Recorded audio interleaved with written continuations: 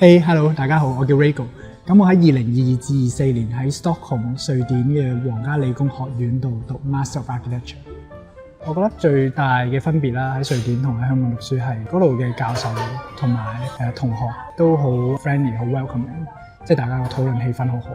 第二係我覺得周圍都係有好多靈感可以攞到，對我作為一個建築系學生嚟講。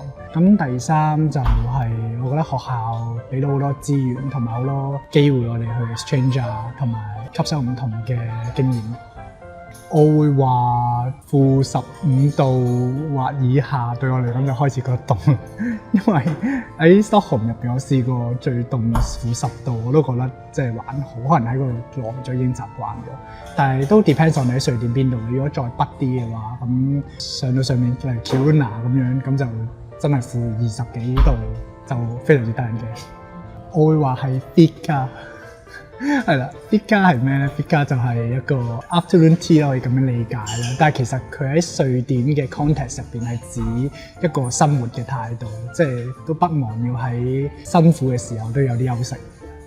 第一定滑雪啦，因為呢個係我喺瑞典 pick up 咗，亦都係我喺瑞典最中意嘅活動啦。